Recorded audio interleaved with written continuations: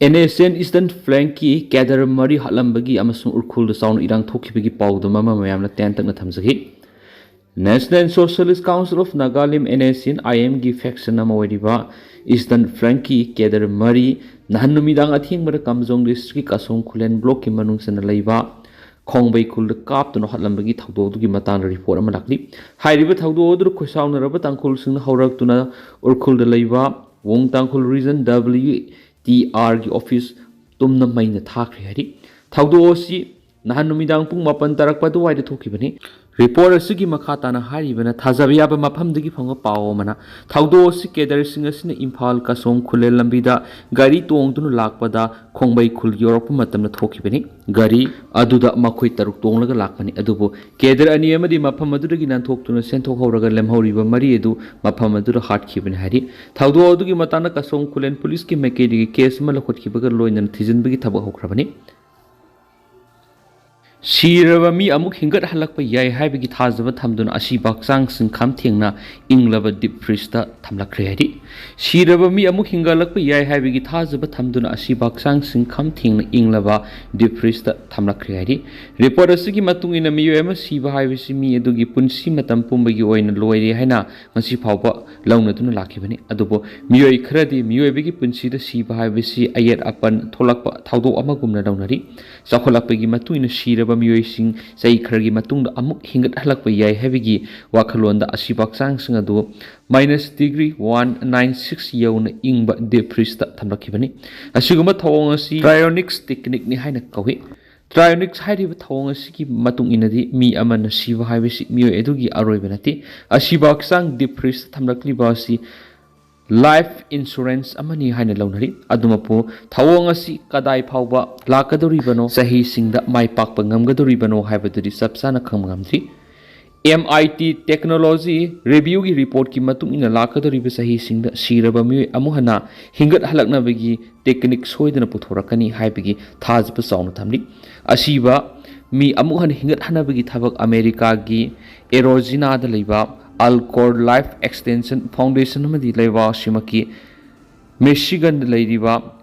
Trionics Institute na yamna kanna thijin humjin bagi thawuk sathari thajaba sina maram oiraga hauju phawbagi manungda malem gi tungan leibak singdigi asibaksang sangarom deep freeze thamna khriari thauda ethanol yanbegi khongthangna mapani ki pusilakpa thauda tangjab hanthan mangamgani modi West Asia thoklibi Israel US amadi Iran gi lana malem sinba thungna energy gi crisis tholakpadagi lebas gi miyam su sauna khudong sada ba mayuk naringa gi center lengana lebas decision ba thauksing ethanol gyansinna gi policy am puthorakibadu PM Modi na thagat pa phungdoladuna ethanol gyansinba gi khongthang asina mapa lebak te gi pusilakpa thauda tangjab gi sang hanthan mangamlaga haina phungdokri haribo afam asi Zeward Noida International Airport Sangabigi Thoramda Magna Fungdokibani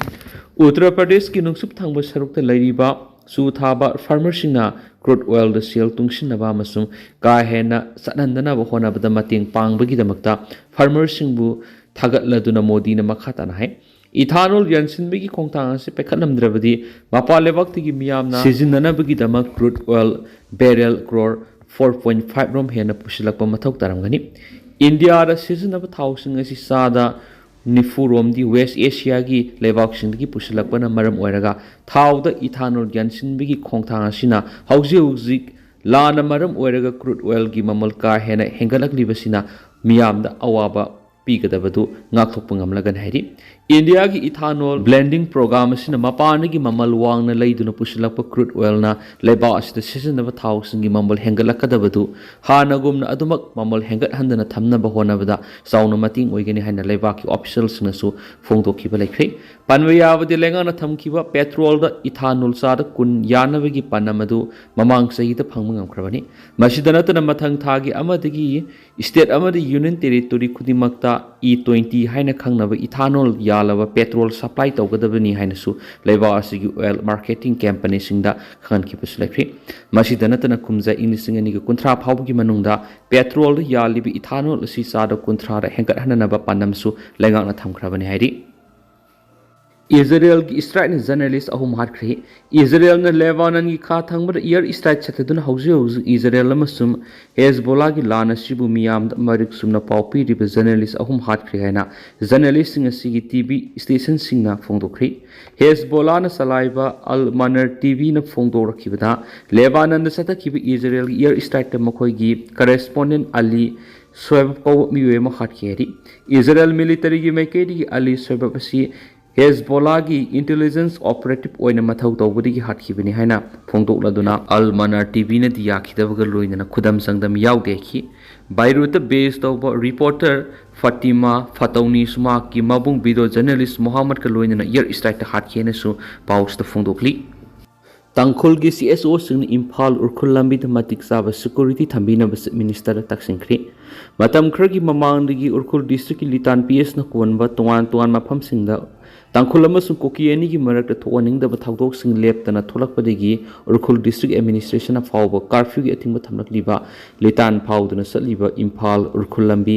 NH 202 परिंग मरुओइना महादेवतगी लितान फाउबगी मरक थोनिंगदब थौदोक सिंह थोनदनबा मतिक चाब सिक्योरिटी फोर्स सिंह डिप्लॉय तबियु हाइना तांखुल की CSO खरगी मिहुत सिंह चीफ मिनिस्टर दा मेमोरेंडम अमा पिसिंदुना तकसिंख्री चीफ मिनिस्टर उनखिब तांखुल की CSO सिंह की मनुंगदा तांखुल सनाउलोंग TSL तांखुल Naga वोंगनाउलोंग TNWL तांखुल कतमनाउ सकलोंग TKS तांखुल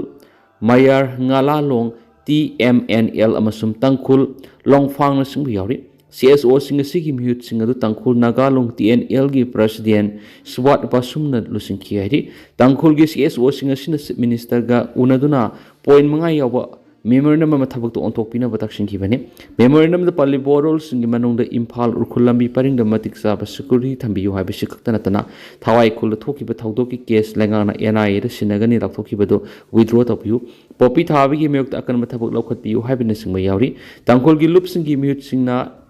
non chief minister उनदुना मेमोरेंडम पिसिनबदा होम मिनिस्टर गोपिदास कोंथौजम सिंगाई की MLA खासिमबसुंग उर्खुल की MLA रामोइवा अमसुंग फुंगेर की MLA लाइसु काइसिंग सुसर याखियरी DNA टेस्ट तौबियु तक्सिलिबा सरु पोलांगी postmortem examination तौत्री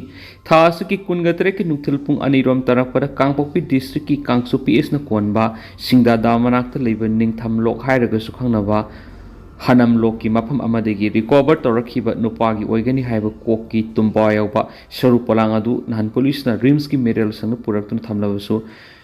ngarang nungtil phawbada postmortem examination tawkidri ngarang phawbada saru polang asiki postmortem examination tawdri ba kangpokpi district ki mari lainaba magistrate ki ayaba yawdabadagi ni hari panbaya bari saru polang as November 15 english ngani ki 13 da laimakong da laiba 57 mountain division ki ke manung dagi mafam khangdana lairagliba assam ki kasa district ki gosaipur khul dagi laisram kamal babu ki oigidra habi uhang social media ki platform singda hangnarakhi bagal loina viral oikhibani